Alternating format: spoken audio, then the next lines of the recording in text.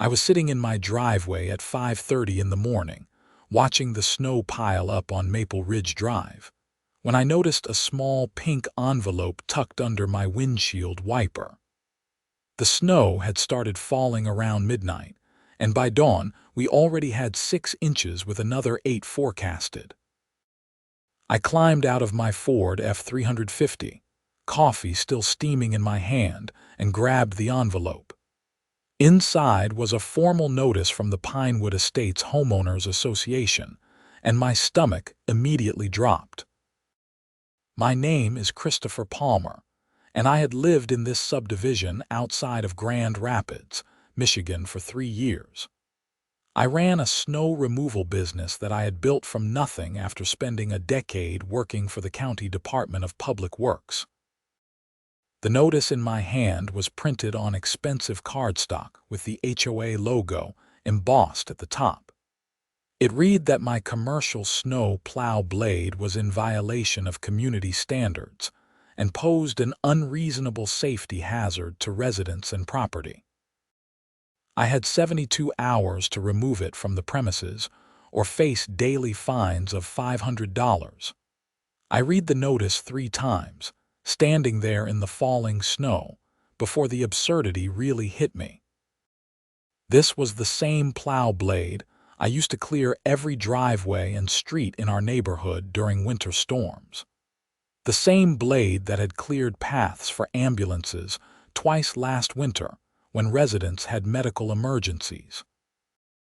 The same equipment that kept these people from being snowed into their homes for days at a time. I walked back inside, tracking snow across the mudroom floor, and showed the notice to my wife, Rachel.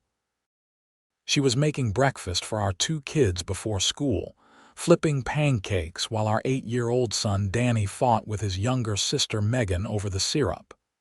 "You have got to be kidding me," Rachel said, reading over the letter. "Did Brenda have something to do with this?" Brenda Montgomery was the president of our HOA.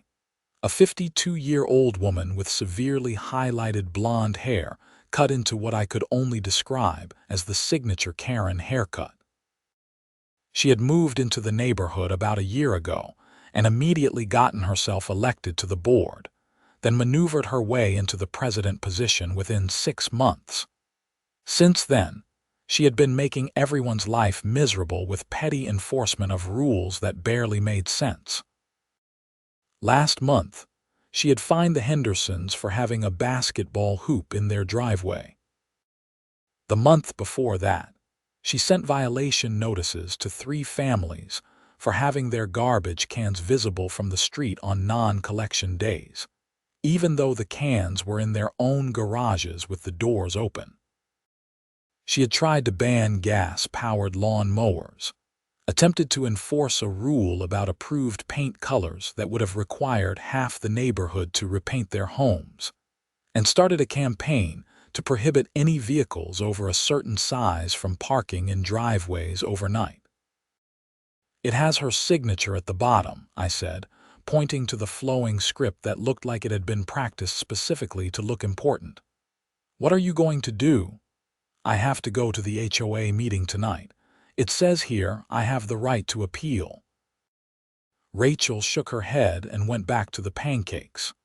"That woman is going to be the end of this neighborhood." I spent the rest of the morning plowing driveways as scheduled.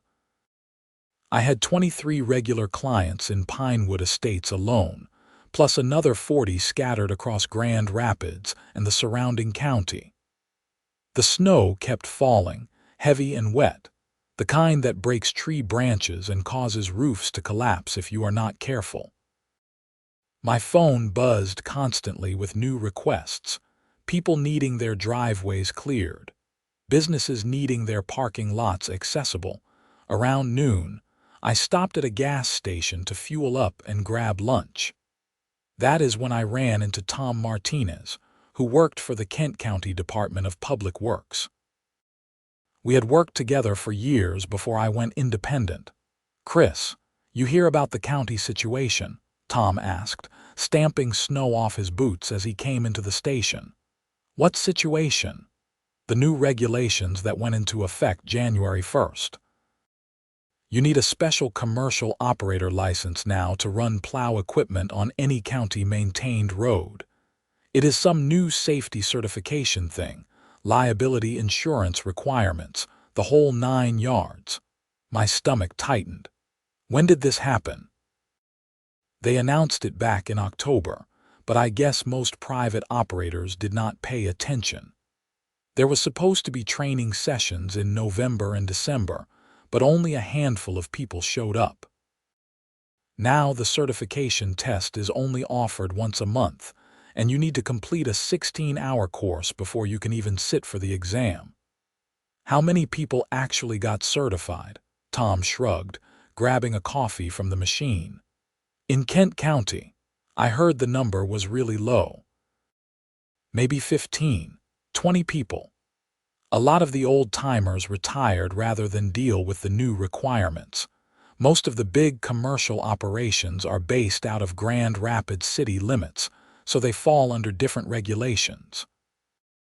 I pulled out my phone and looked up the county website while Tom filled his coffee. Sure enough, there was the regulation he mentioned, buried in a document about equipment operator certifications. I had gotten my certification back in November, mostly because I still did some contract work for the county during major storms. It had been a pain in the neck, requiring me to take time off from work to attend the training sessions and study for an exam that covered everything from equipment maintenance to emergency response protocols. But I had done it because the contract work paid well and gave me steady income during slow periods. You are certified, right? Tom asked, looking over my shoulder at my phone. Yeah, I got mine in November. Barely had time, but I made it work. Good. Because from what I hear, the county is being real strict about enforcement. They are checking licenses on any private operator who works county roads, and the fines for non-compliance are steep. Like, lose your business steep. We talked for a few more minutes before Tom had to get back to work. I sat in my truck, engine running, heater blasting, and thought about what he had told me. Most of the roads in Pinewood Estates were private, maintained by the HOA itself. But the main access road, Pinewood Boulevard, was county-maintained. And that meant anyone who wanted to plow in or out of our neighborhood had to cross county property. I pulled up the county contractor list on my phone and started scrolling through certified operators. Tom was right. The list was shockingly short. Most were county employees. Of the private contractors listed, I recognized maybe half a dozen names, and most of those were small operations that specialized in commercial properties downtown. None of them did residential work in the suburbs. A thought started forming in my head, but I pushed it aside. I had more immediate problems to deal with, specifically the HOA meeting that evening and Brenda Montgomery's determination to make my life difficult. The HOA meeting was held in the community center at 7 p.m., a bland rectangular building at the entrance to the subdivision that mostly got used for baby showers and kids' birthday parties. When I arrived, there were already 24 cars in the parking lot. Apparently, word had gotten around that there was going to be drama, and people loved drama more than they loved staying home on a snowy Tuesday night. I walked in shaking snow off my jacket and found the meeting room packed. Every folding chair was taken, and people lined the walls. I spotted Rachel sitting near the back with our neighbor Julie Henderson, who gave me a supportive wave. Up front, Brenda Montgomery sat at a long table with the other 4 board members, shuffling papers and looking very pleased with herself. "Let us call this meeting to order," Brenda said, banging a gavel that she definitely did not need. "We have a full agenda tonight, so let us get started. First item, violation appeal from Christopher Palmer regarding unauthorized commercial equipment." "That is me," I said, raising my hand. "Yes, Mr. Palmer, Would you like to address the board regarding your violation notice? I walked to the front of the room, very aware of everyone watching me. Yes, I would. I received a notice this morning claiming my snow plow blade is a safety hazard and violates community standards. I would like to know specifically what standards it violates and what safety hazard it poses. Brenda smiled, the kind of smile that made you want to check if your wallet was still in your pocket. Mr. Palmer, the board has determined that commercial snow removal equipment poses multiple hazards to our community.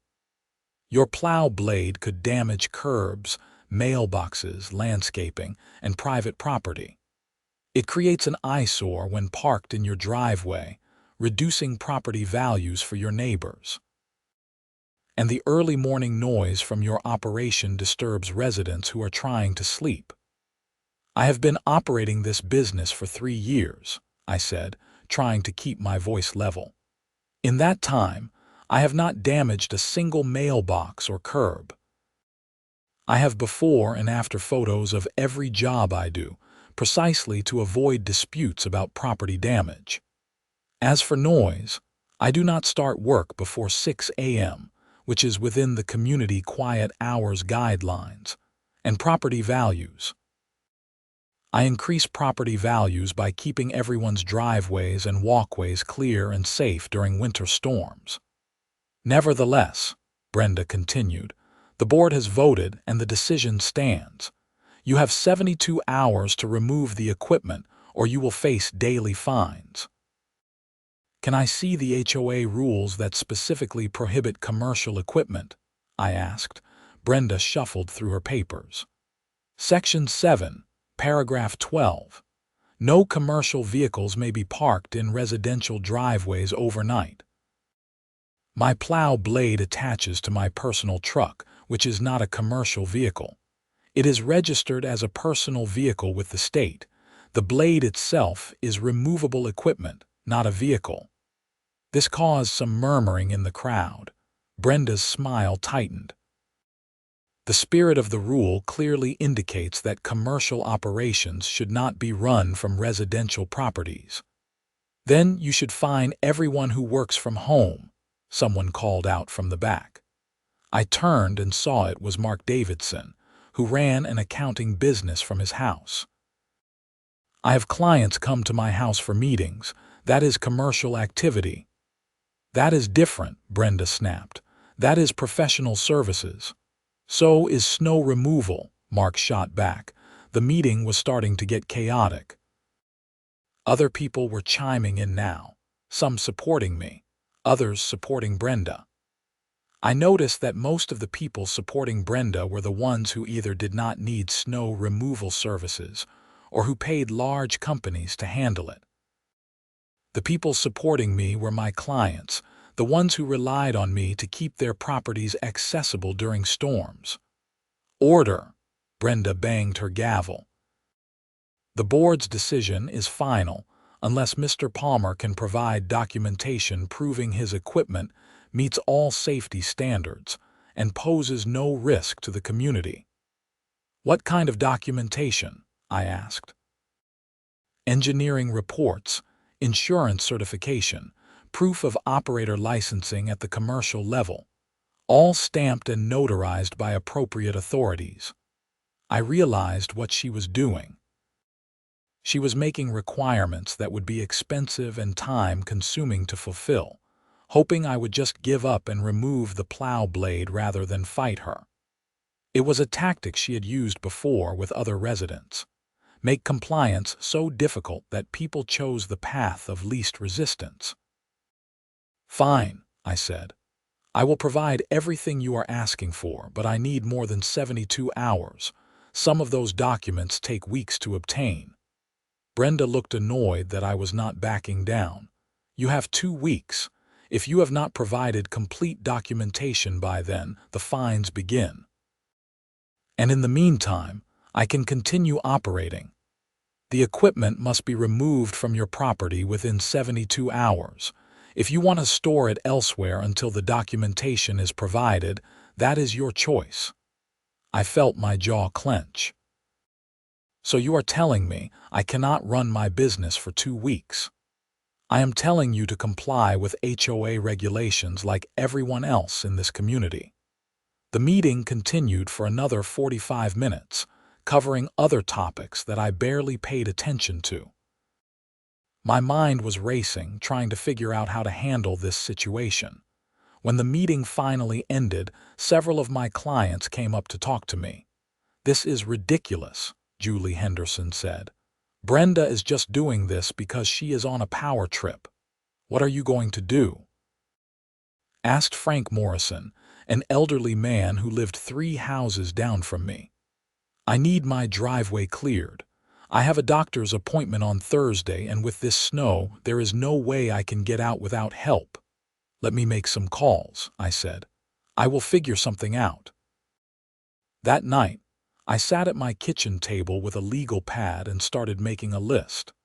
I called my insurance company first thing the next morning and requested documentation of my commercial liability coverage. They said they could have it to me within 5 business days. Next, I contacted an engineering firm in Grand Rapids and explained what I needed.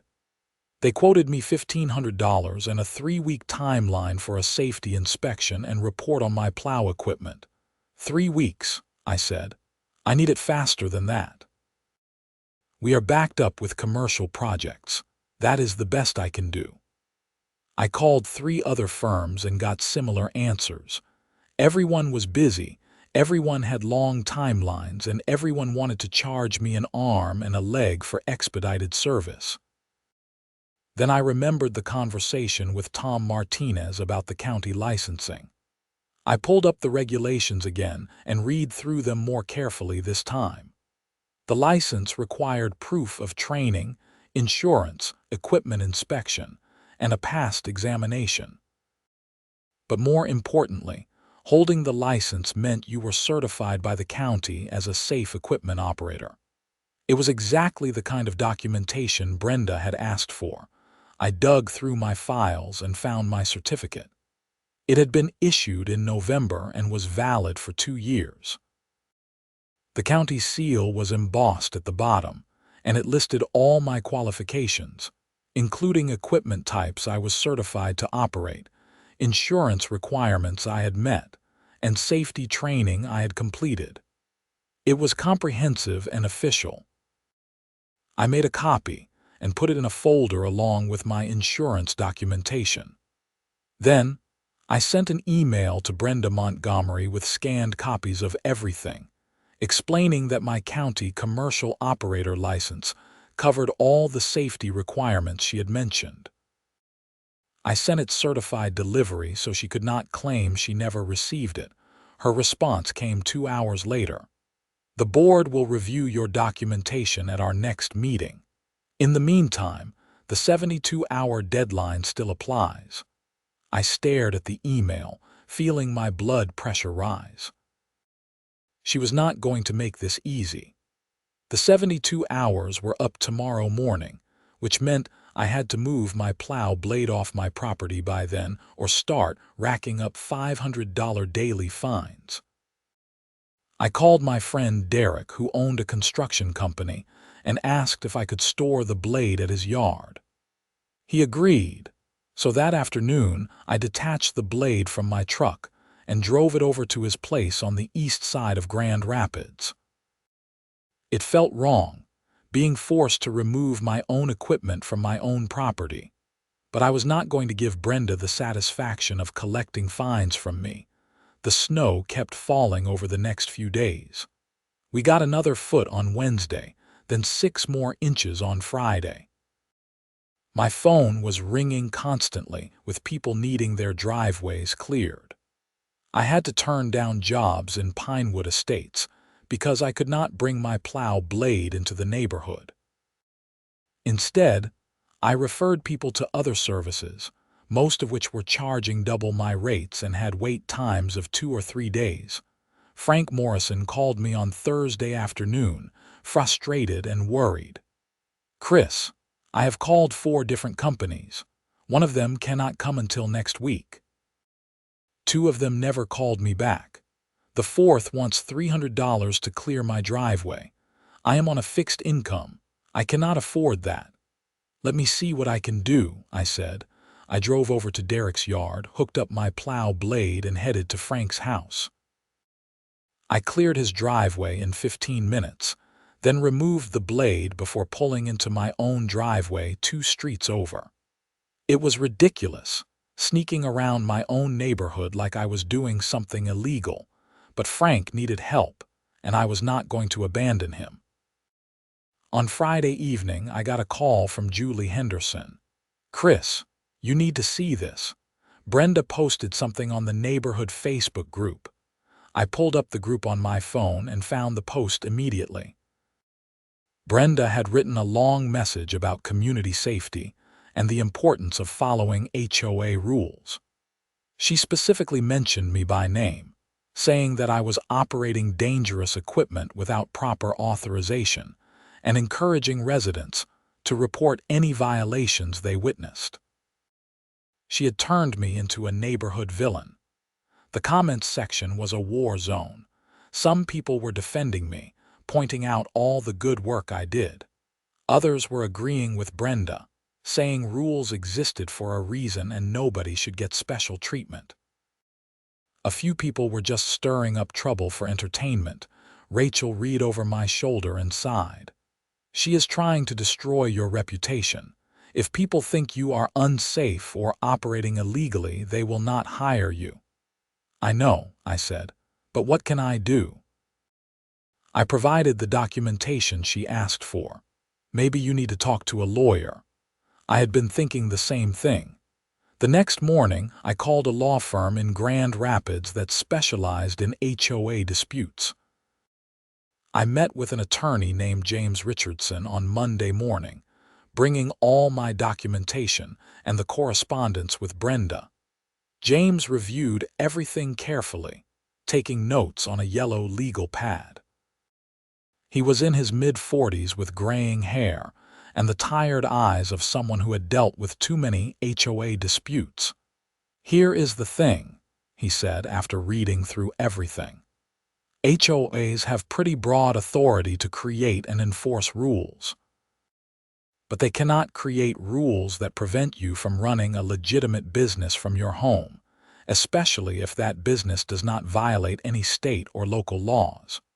What they are doing here is probably overreach, but fighting it could take months and cost thousands in legal fees. So I am just supposed to let them push me around. I am not saying that. I am saying you need to be strategic. The documentation you provided should be sufficient to meet their requirements. Your county operator license is issued by a government authority and certifies that you meet safety and insurance standards. That is pretty ironclad. She is saying the board needs to review it. When is their next meeting? Next Tuesday, a week from tomorrow. Then you show up at that meeting with all your documentation printed and organized. You present it professionally, you stay calm, and you make them explain exactly why a county-issued license is not sufficient to meet their safety requirements. If they still deny you, then we have grounds for legal action based on arbitrary and capricious enforcement. I left the meeting feeling slightly better. At least I had a plan, but the next week was going to be rough. More snow was forecasted, and I was losing money every day I could not work in my own neighborhood. Tuesday's forecast called for a major storm, 8 to 12 inches starting Tuesday morning and continuing through Wednesday. It was the kind of storm that meant big money for snow removal operators, and I had already gotten dozens of calls requesting service.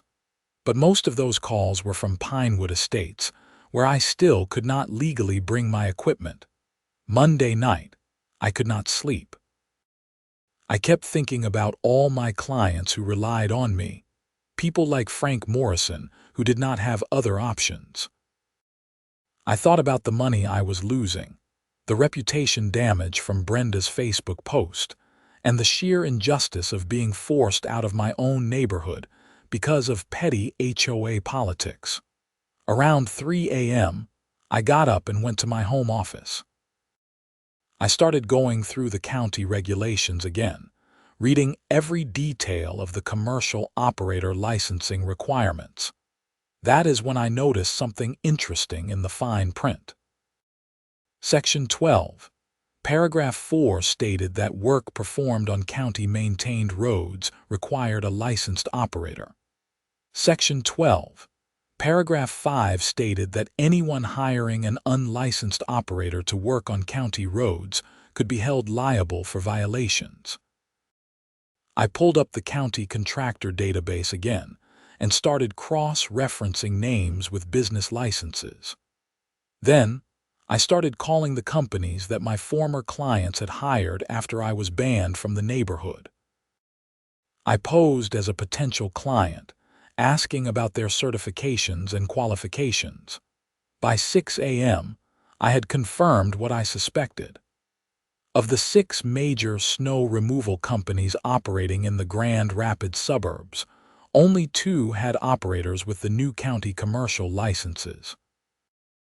The others were either unaware of the new requirements or were ignoring them, hoping they would not get caught. But here is where it got interesting. I checked the list of streets in Pinewood Estates and cross-referenced them with county maintenance records. Pinewood Boulevard, the main access road, was county-maintained as I already knew. But so were 2 other streets in the subdivision, Legacy Lane and Oakmont Drive. The county had taken over maintenance of those roads 3 years ago as part of a deal when the subdivision expanded. That meant a significant portion of our neighborhood could only be legally serviced by licensed operators. I grabbed my phone and called Tom Martinez. "Tom, sorry to call so early. I need to ask you about enforcement of the new licensing requirements." "Chris, it is 6 in the morning." "I know, I am sorry. But this is important. Is the county actually checking licenses for private operators?" "Yeah, they started a couple weeks ago. They have been doing random checks during storms, pulling over plow trucks and checking credentials. Anyone caught without the proper license gets a citation, and if they are working under a business contract, the business gets fined too." "Why? Just curious." "Thanks, Tom." I hung up and sat back in my chair, pieces falling into place in my mind. The HOA had banned me from operating in the neighborhood, but in doing so, they had created a problem. Most of the companies now servicing Pinewood Estates probably were not properly licensed to work on county roads. If those companies got caught and fined, they would stop servicing the neighborhood. And when that happened, who would be left? The HOA meeting Tuesday night started at 7 p.m., right in the middle of the storm. By then, we already had 6 inches on the ground with more coming down. I drove to the community center in my truck, plow blade conspicuously attached, and parked right in front where everyone could see it. Inside, the meeting room was less crowded than last time. The weather had kept some people home. But Brenda was there, along with the other board members and maybe 24 residents. I spotted Rachel sitting in the back again, and she gave me an encouraging nod. "Mr. Palmer," Brenda said as I walked in, "I see you have your plow blade attached to your vehicle. That is a violation of the order we discussed. The blade is attached to my truck, which is parked in a public parking lot, not on HOA property," I said calmly. "I am here to present my documentation as requested." I walked to the front and handed Brenda a folder containing my county operator license, insurance certificates, equipment specifications, and maintenance records. I had organized everything with tabs and had made copies for each board member. "As you will see," I said, addressing the room, "I hold a valid Kent County Commercial Equipment Operator License. This license certifies that I have completed all required safety training, maintain adequate insurance coverage, and operate equipment that meets county safety standards." The licensing process included 16 hours of training and a comprehensive examination. This is exactly the kind of documentation you requested. Brenda barely glanced at the folder. The board will need time to review these materials. With all due respect, there is nothing to review. This is a government-issued license that certifies exactly what you asked me to prove. My equipment is safe, I am properly trained, and I am fully insured. There is no legitimate reason to continue banning me from operating in this neighborhood. The board still needs to review it, Brenda insisted. When will the board review it? I asked. At our next meeting. Which is when? 3 weeks from now. I heard people in the audience starting to murmur. 3 weeks was ridiculous and everyone knew it, Mrs. Montgomery, I said, keeping my voice level. I think there is something you should know about the licensing I just showed you. The county operator license I hold is relatively new. It went into effect January 1st of this year, and it is required for anyone operating commercial snow removal equipment on county-maintained roads. That includes Pinewood Boulevard, Legacy Lane, and Oakmont Drive. Brenda waved her hand dismissively. That is a county issue, not an HOA issue. Actually, it is an HOA issue, because by banning me from operating in this neighborhood, you have forced residents to hire other companies. But most of those companies do not have the proper county licensing. I checked. This got people's attention. Several residents sat up straighter, and I saw Brenda's expression change slightly. "What do you mean?" asked Harold Templeton, one of the other board members. "I mean that of the major snow removal companies operating in this area. Only a handful have operators with the new county commercial license. The rest are operating illegally on county roads. The county has started enforcement, and they are issuing citations and fines. If the companies your neighbors are using get caught, those companies will stop servicing this neighborhood to avoid further penalties." "That is not our problem," Brenda said, but she sounded less confident now. "It becomes your problem when residents cannot get their driveways cleared, because all the unlicensed operators have been shut down. It becomes your problem when someone has a medical emergency and cannot get an ambulance to their house because the streets have not been plowed. It becomes your problem when the county issues citations to the HOA itself for failing to maintain proper snow removal on county-maintained roads within the subdivision." I let that sink in for a moment before continuing. "I did some research today. In Kent County, there are currently 19 private contractors with the commercial operator license. Of those 19, 12 work exclusively for the county or for large commercial clients downtown. 5 operate in different parts of the county. That leaves exactly 2 who do residential work in this area. Me and one other operator who is already fully booked for the season and is not taking new clients. I confirmed that with him this afternoon." The room was dead silent now, except for the sound of wind howling outside. "So what you are saying," said Margaret Chen, another board member, "is that you are the only licensed operator available to service this neighborhood? For county-maintained roads, yes. The private roads in the subdivision can be serviced by anyone. But Pinewood Boulevard, Legacy Lane, and Oakmont Drive all require a licensed operator. And right now, I am the only licensed operator available to work in this neighborhood." Brenda's face had gone red. "This is some kind of scam. You probably made this whole thing up." "Call the County Department of Public Works," I said. "Ask them about the licensing requirements. Ask them about enforcement. Ask them how many licensed contractors they have in Kent County. I am not making anything up. This is public information." Harold Templeton pulled out his phone and started typing. After a moment he said, "He is right. I am looking at the county website now, There is a whole section about the new commercial operator licensing requirements. Let me see that, Brenda demanded, grabbing his phone. She scrolled through the website, her expression getting darker by the second. This is not, she started, then stopped.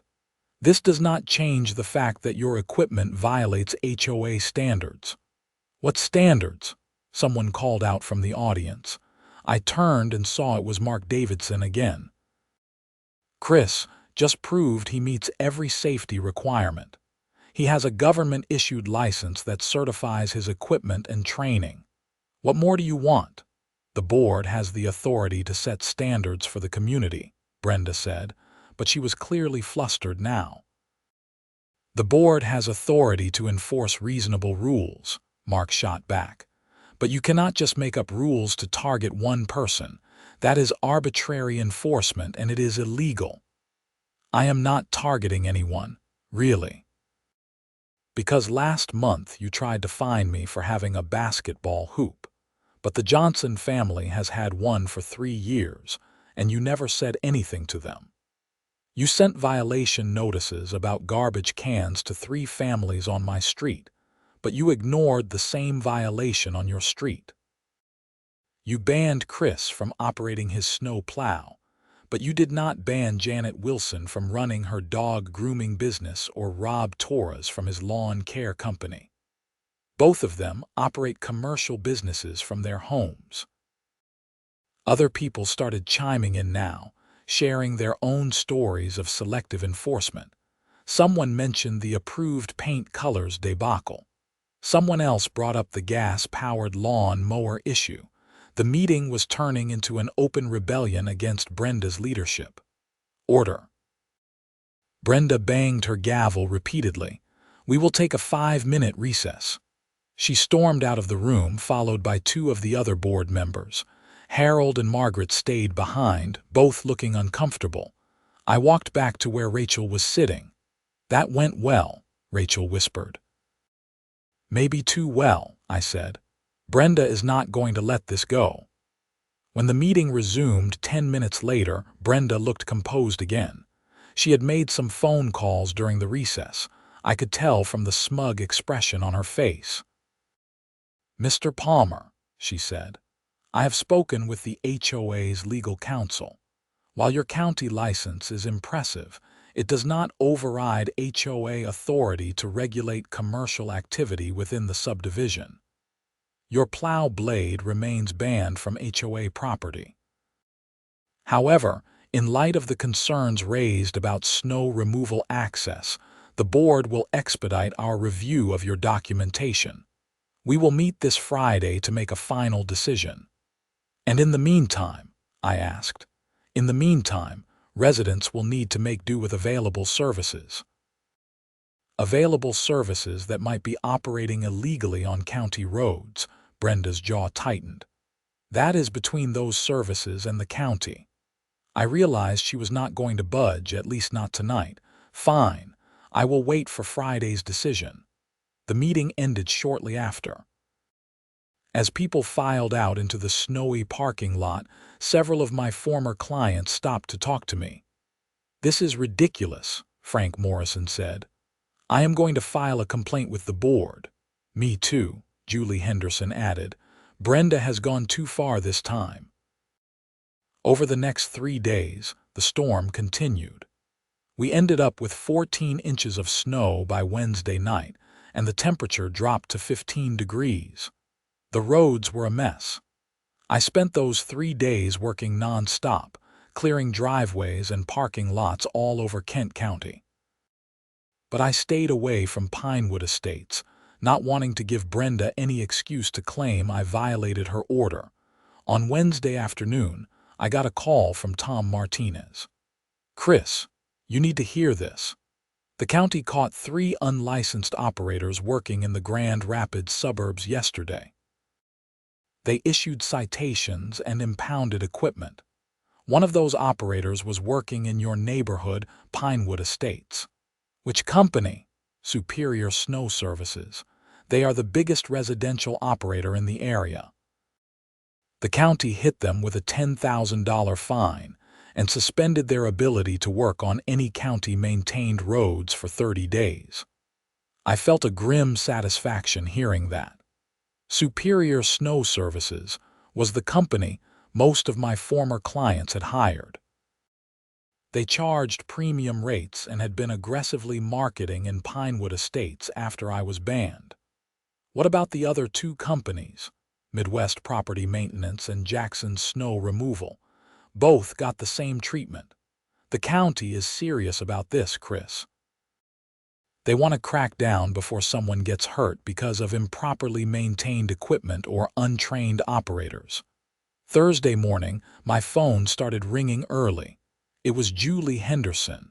Chris, have you checked the neighborhood Facebook group? I pulled it up on my phone and saw chaos.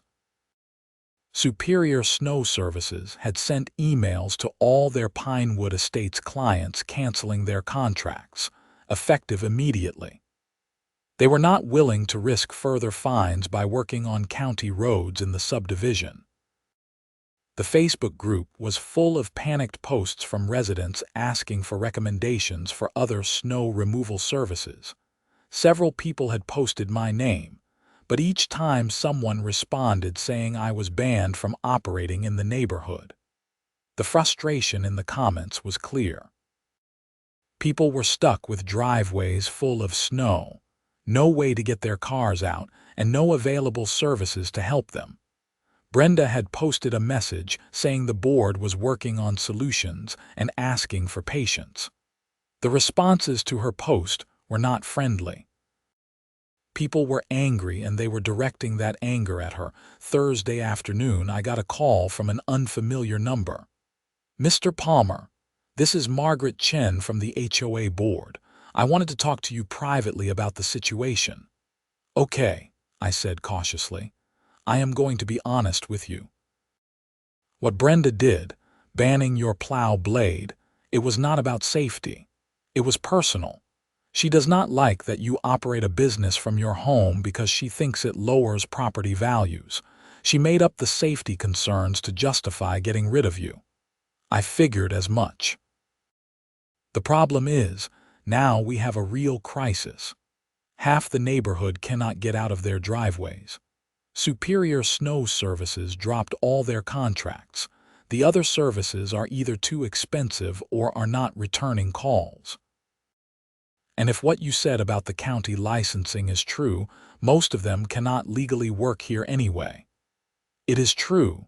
You can verify it with the county, Margaret sighed. Several board members, including myself, want to reverse the ban immediately, but Brenda is fighting us. She is saying it would make the board look weak, that we would be giving in to pressure. She wants to wait until Friday's meeting. People need their driveways cleared now, not Friday. I know. That is why I am calling. If you were to, say, operate in the neighborhood before Friday, I cannot speak for the entire board, but I personally would not support any enforcement action against you. And I think Harold feels the same way. That is 2 votes out of 5. It is the best I can do right now. But Chris, people need help. Frank Morrison called me this morning.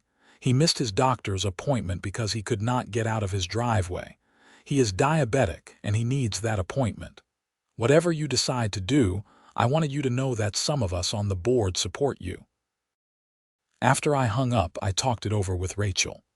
If I go into the neighborhood and clear driveways, Brenda will claim I violated her order.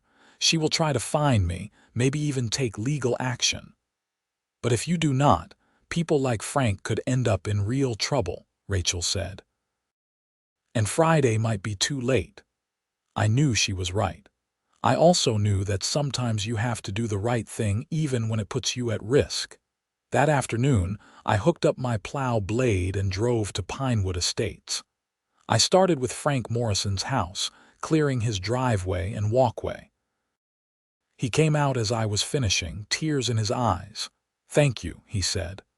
"I did not know what I was going to do. Do not worry about it. I will send you a bill, but take your time paying." From Frank's house, I went to Julie Henderson's, then to Mark Davidson's, then to every other client who had been trying to reach me. I worked until after dark, clearing driveways and walkways, making sure everyone who needed help got it. Several people came out to thank me personally. A few tried to pay me on the spot, but I told them I would bill them later. By 9 p.m., I had cleared 23 driveways in Pinewood Estates. I was exhausted, my truck was nearly out of gas, and my plow blade needed maintenance. But every one of my clients could now get their cars out and go wherever they needed to go. I detached the plow blade at Derek's yard and drove home. Rachel had saved dinner for me, and I ate mechanically, too tired to really taste the food. I was in bed by 10, but I could not sleep. I kept waiting for my phone to ring, for an angry call from Brenda or a new violation notice. Friday morning, I woke up to 17 missed calls and 43 text messages. Most of them were from people thanking me for clearing their driveways. 3 were from Brenda Montgomery, demanding that I call her immediately. 1 was from Margaret Chen, asking me to attend the HOA board meeting that evening. I called Margaret first. "What is going on? You made Brenda very angry. She is talking about filing a lawsuit against you, claiming you deliberately violated a board order and created liability for the HOA. But here is the thing, Chris. A lot of residents found out what you did yesterday, and they are furious with Brenda. We have gotten over 50 complaint emails in the last 12 hours. People are demanding her resignation. Is she going to resign? No, but tonight's meeting is going to be intense. You should be there." The meeting started at 7 p.m. and the parking lot was completely full. People had to park on the street and walk through the snow to get to the community center. Inside, every seat was taken, and at least 50 people were standing along the walls. The fire marshal would probably have shut us down if he had seen the crowd. I worked my way through to the front where Rachel had saved me a seat. The energy in the room was electric, people talking in loud voices, everyone on edge. When Brenda called the meeting to order, it took several minutes for the room to quiet down. "We are here tonight to address the ongoing situation regarding snow removal and Mr. Palmer's violation of board orders," Brenda began. "I want to talk about your violation of common sense," someone yelled from the back. It was Mark Davidson, and his comment got a round of applause. Brenda's face flushed. "Mr. Davidson, you are out of order." "No, you are out of order. You banned the one person who could help this neighborhood, and for what? Because you did not like looking at his truck. People could not get to work. Frank Morrison missed a doctor's appointment. My wife had to call her boss and explain why she could not come in because our driveway was full of snow. All because you wanted to flex your authority." More applause. Brenda banged her gavel. The board followed proper procedure in addressing a safety concern. "There was no safety concern," Harold Templeton said. He was sitting at the board table, but clearly he had reached his limit. "I have reviewed Mr. Palmer's documentation. He has a valid commercial operator license from Kent County. His insurance is current. His equipment is properly maintained. There is no safety issue here, and there never was." "Harold, this is not the time," Brenda hissed. "Actually, it is exactly the time. Margaret and I have discussed this, and we are formally moving to rescind the ban on Mr. Palmer's equipment. We are also moving to issue a formal apology to Mr. Palmer for the board's overreach." "I second the motion," Margaret said immediately. "You cannot do this," Brenda said, her voice rising. "I am the board president." "And we are board members with equal voting rights," Harold replied. "We have a motion and a second. We need to vote." The other 2 board members, who had been silent up to this point, looked at each other nervously. One was a young guy named Tyler Ross, who had only joined the board a few months ago. The other was an older woman named Patricia Vance, who usually went along with whatever Brenda wanted. All in favor of rescinding the ban on Mr. Palmer's equipment and issuing a formal apology, Harold said. Margaret raised her hand. Harold raised his hand. After a long moment, Tyler raised his hand too. That is 3 votes, Harold said. The motion passes. Brenda was shaking with anger. This is not over. I will take this to the HOA's legal counsel. I will file a formal complaint with the state regulatory board. I will. You will do nothing, Margaret interrupted. Because if you keep pushing this, we will call for a vote of no confidence in your leadership. And based on the emails and calls we have been getting, I am pretty sure you would not survive that vote. The room erupted in applause. People were on their feet, cheering. I sat there in shock, not quite believing what had just happened. Rachel grabbed my hand and squeezed it. Brenda stood up, gathered her papers, and walked out of the meeting without another word. Patricia Vance followed her, but the other 3 board members remained. Harold addressed the room. To be clear, effective immediately, Mr. Palmer is authorized to operate his snow removal equipment in Pinewood Estates without restriction. The board apologizes for any inconvenience or financial hardship our previous decision may have caused. We also want to thank Mr. Palmer for his service to this community, particularly his actions yesterday in helping residents who were in need despite the risk to himself. More applause.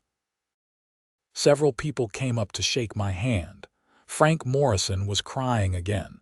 Julie Henderson hugged me. Mark Davidson clapped me on the shoulder and said, "You earned this." But even as I accepted congratulations, I knew this was not quite over. Brenda Montgomery was not the type to accept defeat gracefully. She would find another way to cause trouble. I was proven right the following Tuesday.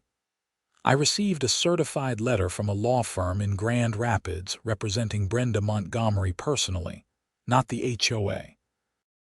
The letter claimed that my operation of snow removal equipment in Pinewood Estates on the previous Thursday constituted trespassing, property damage, and reckless endangerment. It demanded $5,000 in damages and threatened a lawsuit if I did not pay within 30 days. I forwarded the letter to James Richardson, my attorney. He called me an hour later. "This is garbage," James said. "She has no case. You were operating on private property with the permission of the property owners.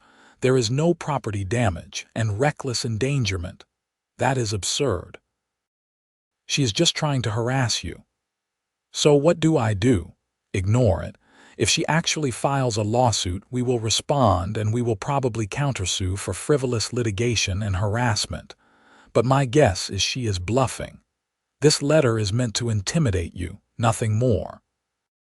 I took his advice and ignored the letter. 30 days passed, and nothing happened.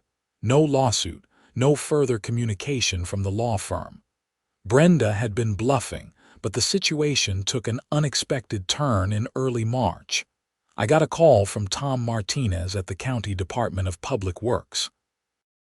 "Chris, you need to hear this. Someone filed a formal complaint with the county about unlicensed snow removal operators in Pinewood Estates.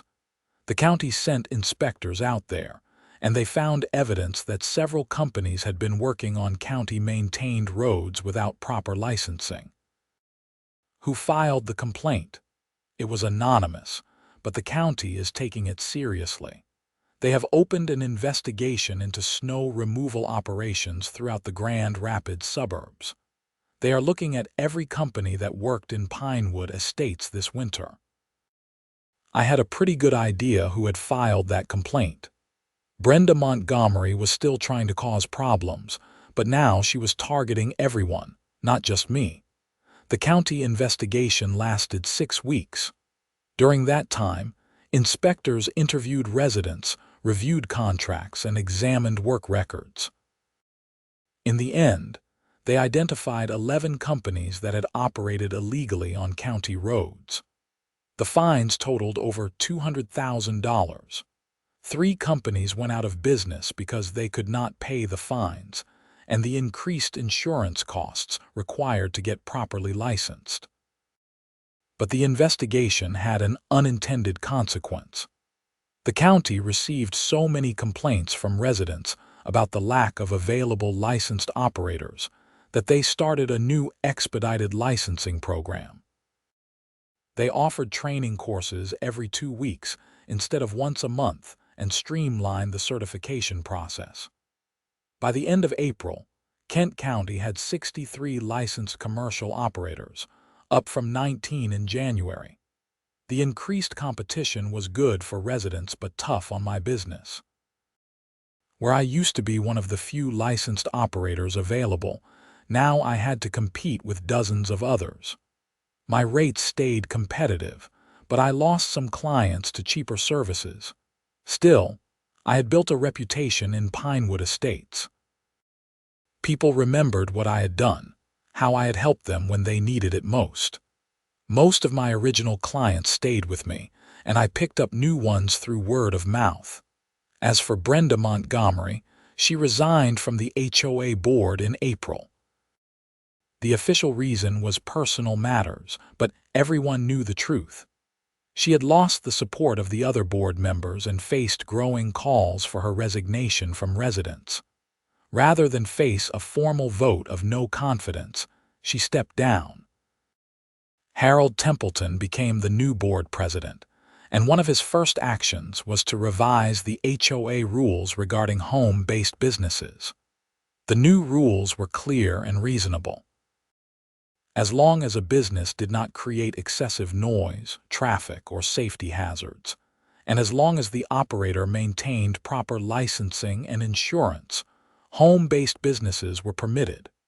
Brenda and her husband moved out of Pinewood Estates in June. I heard they bought a condo in downtown Grand Rapids, somewhere without an HOA. I never spoke to her again after that night she walked out of the board meeting. Life settled into a new normal over the summer. I kept running my snow removal business, planning for the next winter season. The county licensing was becoming standard across Michigan, and I was already signed up for the advanced certification course that would allow me to operate larger equipment. One Saturday in July, I was washing my truck in the driveway when Frank Morrison walked over. He was using a cane now, but he looked healthier than he had in the winter. "Chris, I wanted to thank you again for what you did," he said. "I know I already thanked you a dozen times, but I do not think I ever really explained what it meant. That doctor's appointment I missed, it was for my diabetes management. Missing it meant I went 2 weeks without proper medication adjustment. My blood sugar got dangerously high.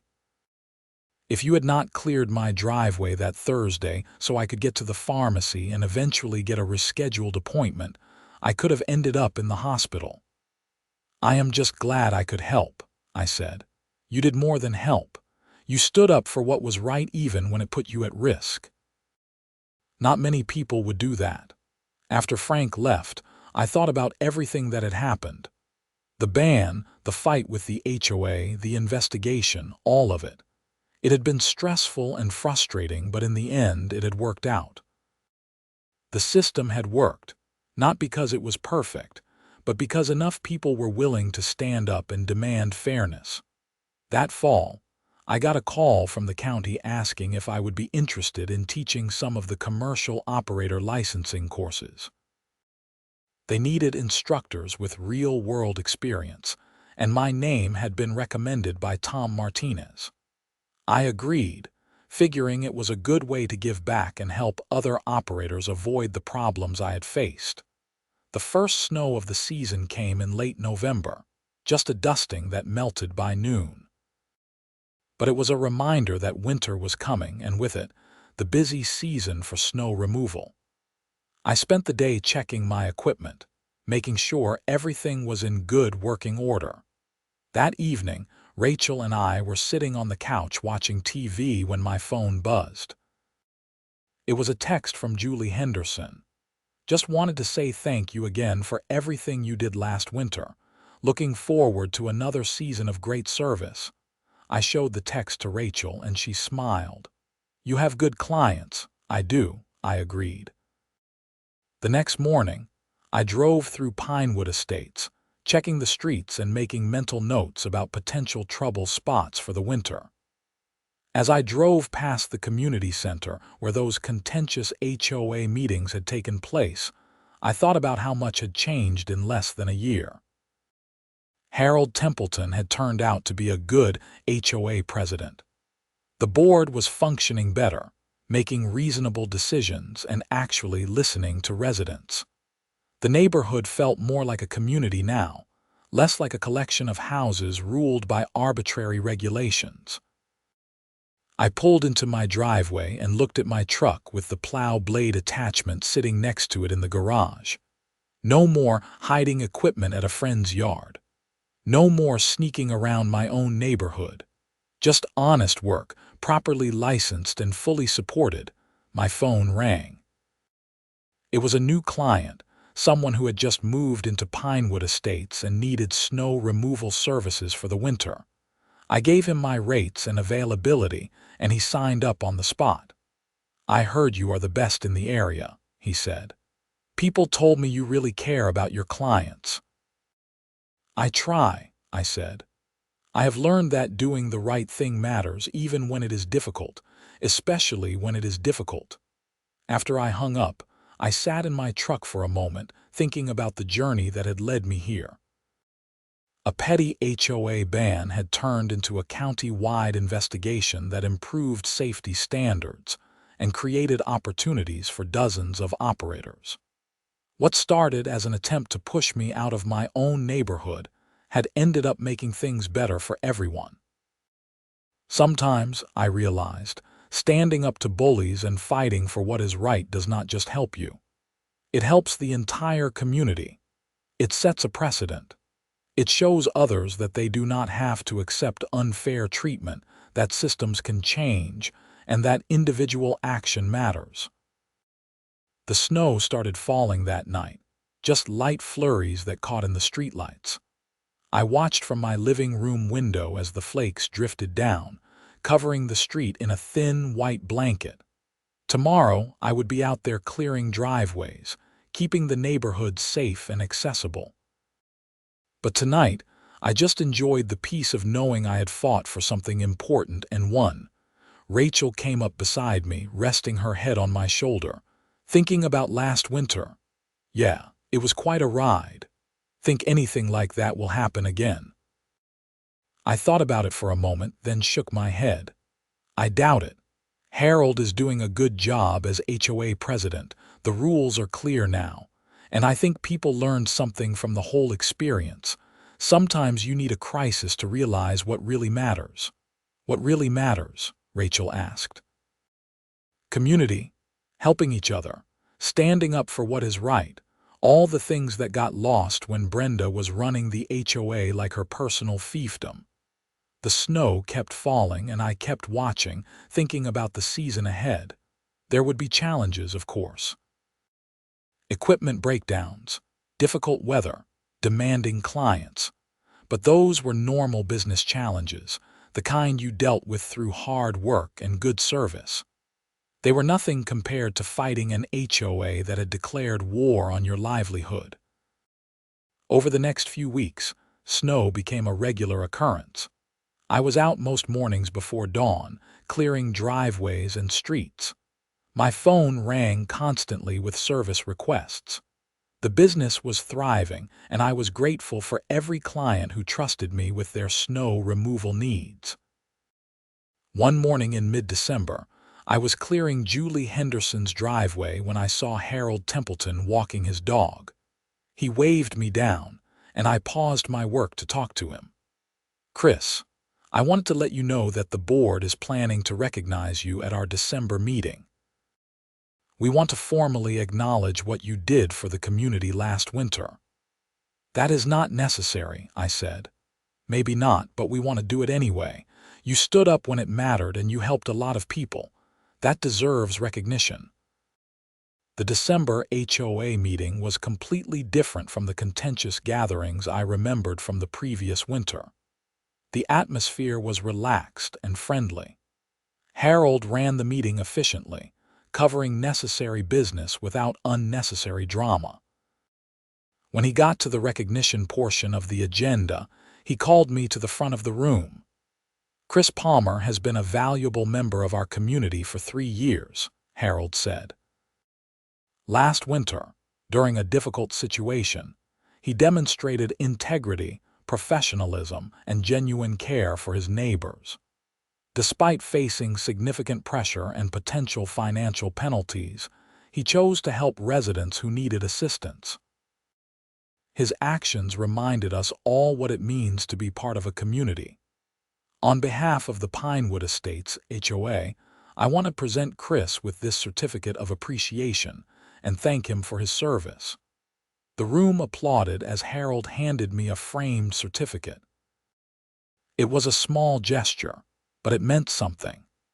It represented how far the community had come from the days when the HOA was using its authority to target individuals rather than serve residents.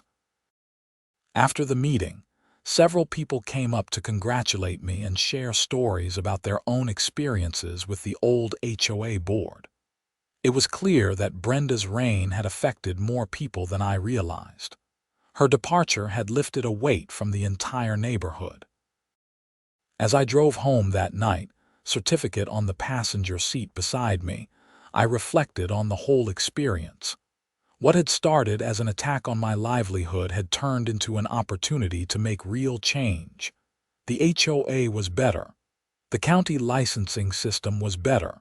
The community was stronger.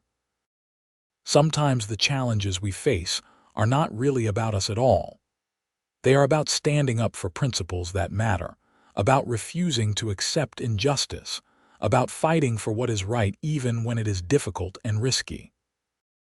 My fight with the HOA had never really been about a plow blade or commercial equipment.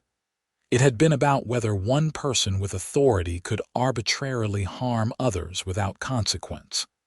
It had been about whether a community would stand together or let bullies divide them. In the end, the community had stood together.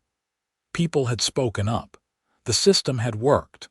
And that gave me hope, not just for Pinewood Estates, but for all the other neighborhoods dealing with petty tyrants who mistake authority for power and control for leadership. The snow kept falling that winter, and I kept working. My business continued to grow. I took on 2 part-time employees to help during major storms. I invested in new equipment. I completed the advanced operator certification and started taking on larger commercial contracts. But I never forgot the lessons from that first confrontation with Brenda Montgomery and the HOA. I never forgot what it felt like to be targeted unfairly, to face the possibility of losing everything I had built because someone decided they did not like the way my truck looked in my driveway. And I never forgot the people who stood up for me when it mattered most, neighbors who became friends, board members who chose principle over politics, and a community that ultimately chose fairness over fear. Years from now, when I look back on my business career, I know I will remember that winter as a turning point. Not because of the money I made or the clients I gained, but because of what I learned about community, integrity, and the importance of standing up for what is right. The snow continues to fall every winter in Grand Rapids, and every winter I am out there clearing it away, keeping driveways accessible and streets safe. It is honest work, and I am proud of it. But more than that, I am proud of how I earned the right to do that work, not by backing down or giving in, but by standing firm and trusting that truth and fairness would ultimately prevail. And in the end, they did.